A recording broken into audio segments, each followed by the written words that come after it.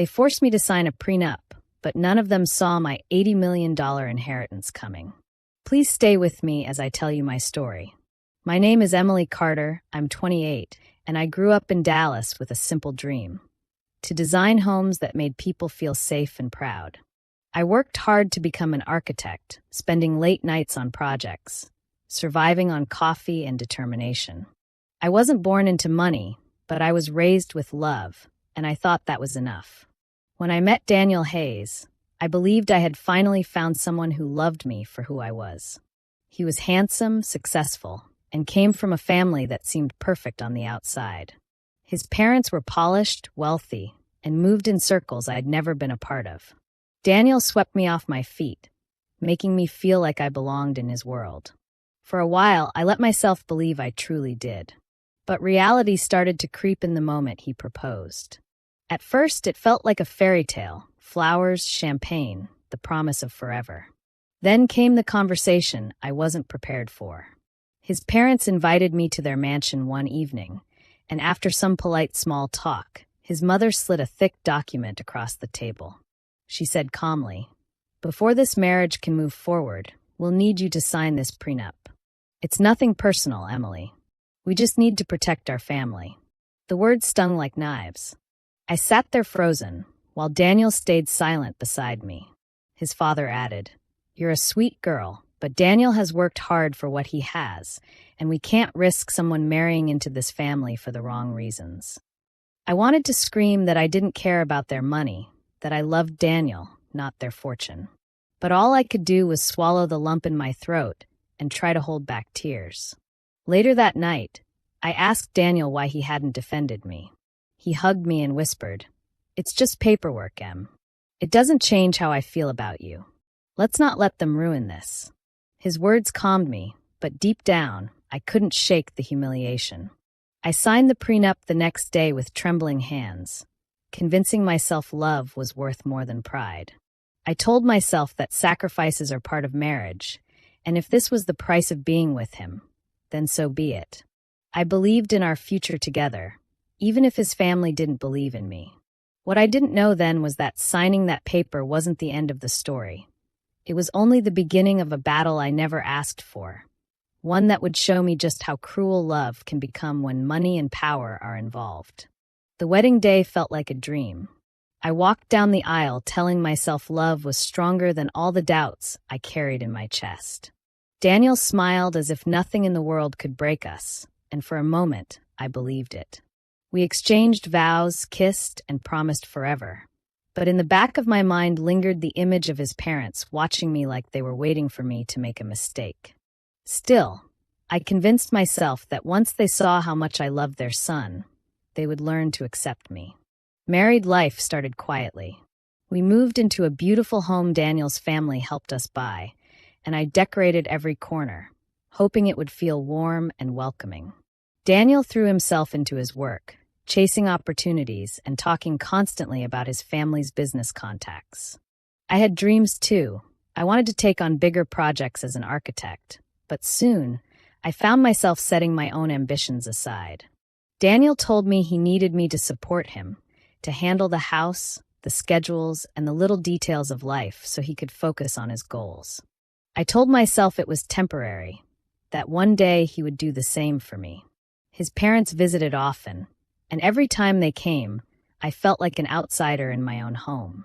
His mother would glance around, making small remarks about how I decorated, comparing it to what she thought would look better. His father asked about my career, only to smirk when I admitted I wasn't taking on many projects anymore. "So you're living off Daniel's success now?" he once said, half joking, but I could hear the insult hidden inside his voice. I swallowed the hurt and stayed quiet, trying not to give them more reasons to look down on me. As weeks turned into months, the distance between Daniel and me grew. He started spending longer hours away, claiming late meetings and business dinners. When I tried to talk to him about how I felt, he brushed it off. "You worry too much," he would say, or worse, he would side with his parents if I mentioned how their comments made me feel. It was like he had two faces: the man who once promised me love, and the son who still needed to prove himself to his family.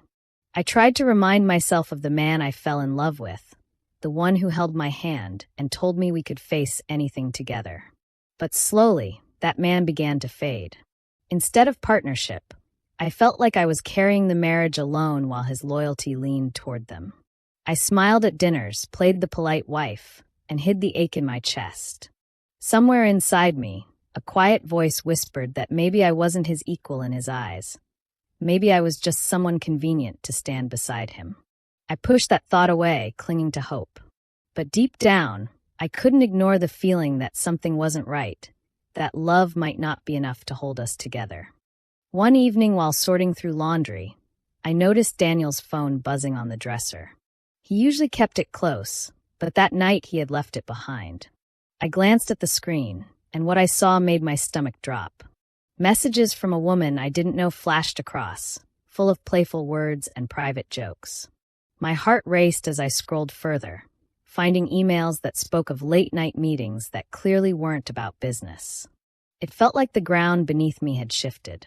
When I confronted him, he didn't look guilty.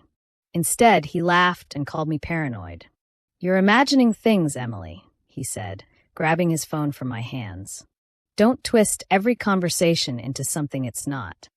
His calm tone made me question my own instincts, but deep down, I knew what I had seen wasn't innocent.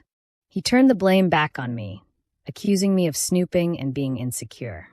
I walked away from that conversation with tears burning my eyes, realizing the man I trusted was not on my side. Things became worse when his parents caught wind of the tension. Rather than asking what was wrong, they mocked me. His mother smirked and said, "You knew what you were signing up for. You brought nothing into this marriage, so don't expect to dictate how Daniel lives." His father chimed in, suggesting I should be grateful just to have the Hayes name. Their words cut deeply, each sentence reminding me of how powerless they thought I was. The prenup I signed loomed over me like a chain. It wasn't about the money. I didn't want theirs, but it made me feel cornered, as if I had no way out. Daniel's distance, his family's cruelty, and my own silence combined into a storm I didn't know how to weather. Nights felt endless, lying awake and wondering how my life had unraveled so quickly. I had sacrificed so much, only to find myself surrounded by people who saw me as less than them. I wanted to scream, to leave, to expose everything. But instead, I made a quiet decision. If no one believed me, if everyone insisted I was paranoid, then I would start keeping proof. I began saving screenshots, forwarding messages to a private email, even writing notes about his comings and goings. Each detail became part of a record that only I knew existed. Outwardly, I stayed calm. I smiled when I had to, went through the motions of being Daniel's wife, and kept my head down at family dinners where insults were disguised as jokes. Inside, though, I carried a growing fire. I didn't know yet how or when I would use what I was gathering, but I was sure of one thing. I wouldn't let them rewrite my story or make me doubt myself again. That decision gave me a sliver of strength, even in the darkest moments. I couldn't control Daniel or his parents, but I could control how prepared I was for the day their lives would finally collapse. The phone call came early in the morning, and from the tone in my uncle's voice, I knew something was wrong before he even spoke. My grandmother had passed away quietly in her sleep. She had been the strongest woman I knew, a steady presence in my life when everything else felt uncertain. Losing her felt like someone had pulled the ground out from under me. I sat on the bed, holding the phone, unable to process that she was gone. The days that followed were heavy with grief.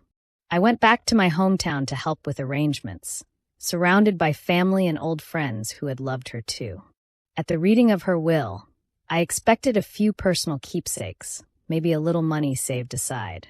Instead, I was left speechless when the lawyer explained the truth. My grandmother had quietly built a fortune over the years, real estate properties, investments, stocks, and savings that added up to around $80 million. And she left it all to me. I didn't even know how to respond. I stared at the documents, shocked that the woman who had always lived so simply had been carrying this enormous secret. She had never spoken about her wealth, probably because she didn't want it to change how people treated her. And she was right, because even I had no idea. On the flight back to Dallas, I kept thinking about Daniel and his family. They already looked at me like I had nothing, like I was clinging to Daniel for survival. What would they say if they knew I had more money than all of them combined?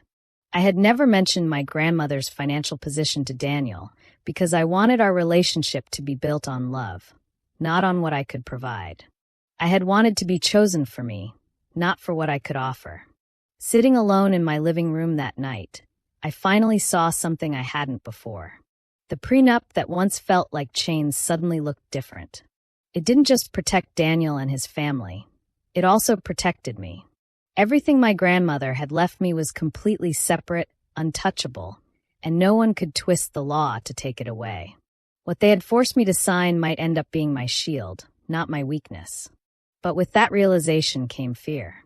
If Daniel discovered the truth, I knew exactly how quickly his behavior would change. His sudden charm, his parents' false smiles, all of it would turn into something uglier once they realized the money was mine, not theirs. I couldn't imagine their greed contained if they learned of the inheritance. I kept the papers locked away, saying nothing to anyone. Outwardly, life continued as usual. Daniel busy with his work, his parents still cold toward me, the house feeling less like a home each day. But inside me, everything had shifted. I now carried a secret so big it could change everything. And the only question left was how long I could keep it hidden before they found out. One evening, I was sorting through the stack of envelopes my lawyer had given me, checking which ones I needed to keep in the safe. Daniel walked into the room earlier than usual, and, without thinking, I left one folder on the table while I went to get some water. When I came back, he was holding it open, staring at the figures written clearly on the page. His eyes widened, and then in an instant, his whole expression shifted. "Emily, what is this?" he asked, voice softer than I'd heard in months. I froze, realizing he had just discovered everything I had worked so hard to keep hidden. I nodded slowly, unable to come up with an excuse, and in that moment the entire balance of our relationship tilted. From that day forward, Daniel turned into a completely different husband. The man who once brushed off my worries was suddenly full of affection. He called me during the day just to say he loved me. He brought flowers home, held my hand at dinner, and told me he was lucky to have me. On the surface, it seemed like the marriage I had always hoped for, but the timing made it clear. It wasn't love that changed him, it was money. Soon after, his parents began acting in ways I had never experienced before. His mother invited me to lunches, smiling sweetly like we were close. His father complimented me, saying how proud he was to have me in the family. But beneath their polished words, I could see the greed in their eyes. Every conversation seemed to circle back to finances, investments, or family security. They never said it out loud, but I knew they were already planning ways to pull me into their web. Inside, I burned with anger. These were the same people who laughed at me, who told me I had nothing, who made me feel like I didn't belong. Now, because of a number on a document, they were suddenly treating me as if I were precious. Their hypocrisy made my skin crawl, but I kept my face calm, playing along like I couldn't see through them. I smiled at their compliments, accepted their invitations, and nodded politely when they spoke of family loyalty. Daniel thought his performance was convincing, but I could see the calculation behind every gesture. The kisses felt staged, the words rehearsed. He wasn't loving me. He was loving the fortune he thought he could wrap himself around. At night, when I was alone, I held on to the truth that they didn't know. The prenup they forced on me locked every cent of that inheritance away from them. Their fake kindness and Daniel's sudden devotion couldn't change that. What they saw as an open door was really a wall they could never climb. I waited, pretending not to notice their motives, while inside me a plan began to form. If they wanted to play games, then I would let them. And when the time came, they would see exactly how wrong they were to underestimate me. I sat across from my lawyer with my hands folded, so I wouldn't fidget. I needed to know, in plain terms, what the paper I'd signed really meant. He opened the file and explained slowly, like he was teaching someone who'd never dealt with money that big. The short version was a relief. The assets left to me were separated in a way that made them unreachable to Daniel and anyone claiming through him. Hearing that felt like someone handing me a small, bright lamp in a dark room. It didn't fix everything, but it gave me a place to see from. After that meeting, I started making quiet moves. I didn't want to show strength in front of them. I wanted to be invisible until the right moment. So I smiled more, nodded when they spoke, and kept my answers short. I let Daniel think I was still the bewildered wife who didn't understand the world of money. He bought into the act, and his parents relaxed into their plans, not suspecting that I was already several steps ahead. Behind the scenes, I built a safety net. I changed passwords, set up new email accounts, and consolidated important documents in a secure folder my lawyer and I both had access to. I met with a financial advisor without telling Daniel, and we discussed how to protect what I'd been left. We talked about trusts and transfers and how to keep the holdings untouchable while still allowing me to use what I needed. The advisor's calm voice helped steady me. Planning became a kind of medicine for the anxiety. I also started quietly mapping out my exit. I found a small apartment I could afford on my own and scheduled a moving window no one would suspect. I checked contacts for trusted friends who could help if things fell apart quickly. I made sure my phone and accounts were backed up and that there were copies of everything in places Daniel would never think to look. Each small action made me feel less trapped and more like someone who could choose her future. Part of the plan was timing. I wasn't ready to rush because I wanted the reveal to have weight. If I left in a panic, they'd simply say I was unstable or embarrassed. I wanted the moment when their arrogance would make them show their true colors so others would see it too. So I waited for a moment that would hurt them where it mattered. Their reputation, their power, the image they liked to project. I kept collecting proof as well. My notes, the messages I'd saved, the witness statements from small things people had noticed. I put it together in a quiet file. It wasn't about revenge for the sake of hurt. It was about making sure the truth could be told clearly, with facts, so nobody could twist the story. During this time, I learned to control my anger. Instead of loud outbursts, I turned my energy into precision. I practiced what I would say, drafted letters, and rehearsed a calm tone that would leave no room for their usual dismissals. The longer I prepared, the less frightened I felt. I never stopped acting the part at home. I poured coffee, laughed at their jokes, and let Daniel think he had me figured out. Inside, I was patient and steady, waiting for the moment when the careful life I'd built on my own terms would let me walk away with everything I deserved, and leave them to face the truth. It happened on a night when Daniel said he had to stay late at the office. Something in his tone made me uneasy, so I didn't just sit at home wondering. I drove past the restaurant near his firm, and there he was, seated at a corner table with the same woman whose name I had already seen in his messages. Their hands touched across the table, and the way he looked at her left no room for doubt. There was no excuse left to believe. I didn't step inside, didn't shout or cause a scene. I sat in my car long enough to feel the shock turn into something heavier. My heart hurt, but it didn't shatter like before. It was as if the part of me that still clung to him finally broke free. I drove home in silence, my mind already deciding what needed to happen next. The following morning, while he left early, I contacted my lawyer again. This time, it wasn't about asking questions. It was about action. I asked for the divorce papers to be drawn up.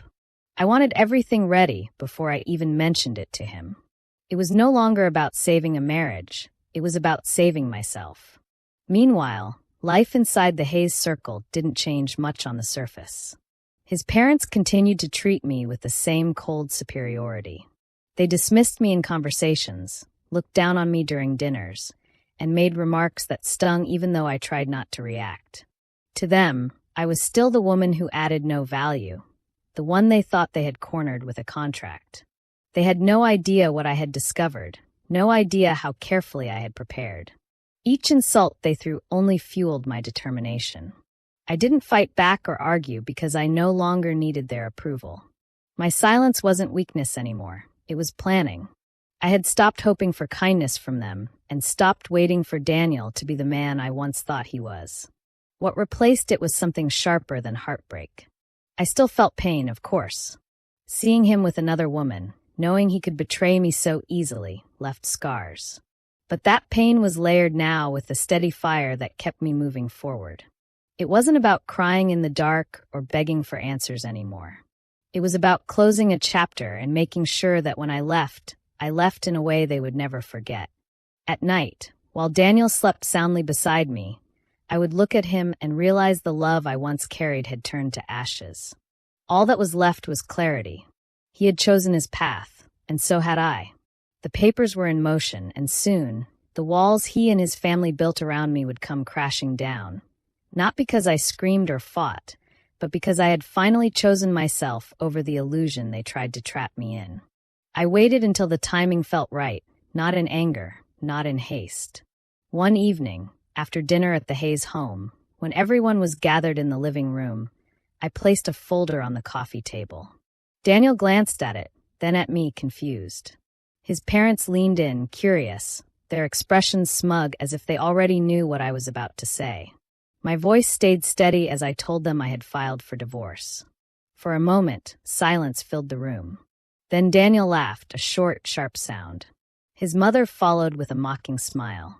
"You must have forgotten the prenup," she said, almost pitying me. His father added, "You'll walk away with nothing." That was the whole point.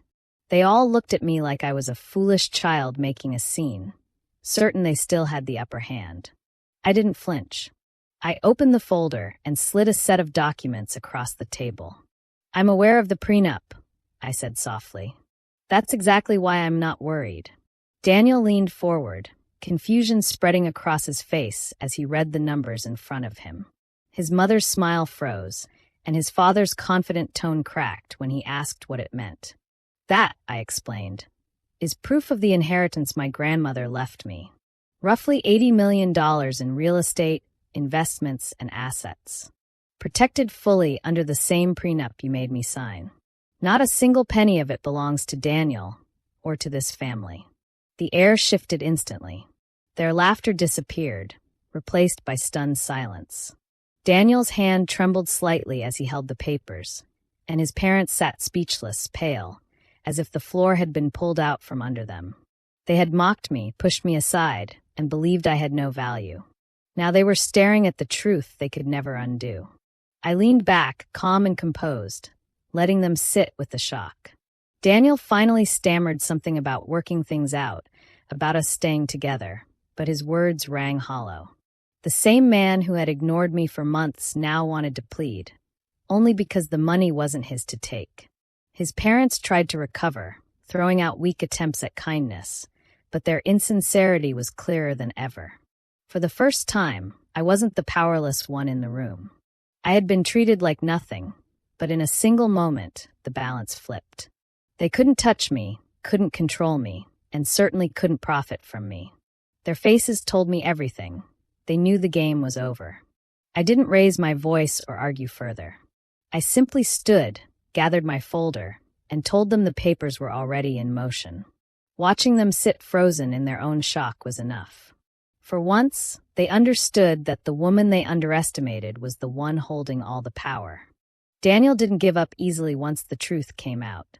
He followed me around the house, his voice breaking as he begged me to reconsider. He tried to remind me of the years we had spent together, of the promises we once made. His hands shook when he reached for me, desperate to hold on to what he had always believed was his to control. But my mind was already made up. I listened without a single tear, without a single word of comfort.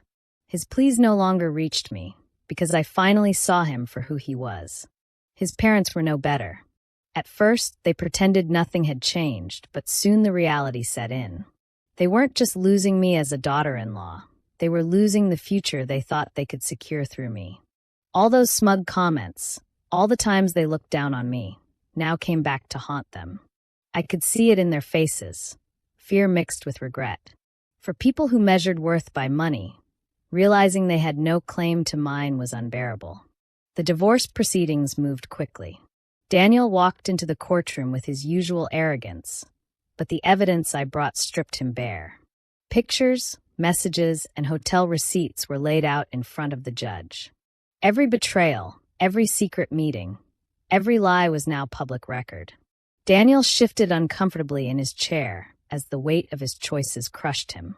His parents sat behind him, unable to hide their shame as whispers spread across the courtroom. When I spoke, I didn't raise my voice or lash out. I simply told the truth.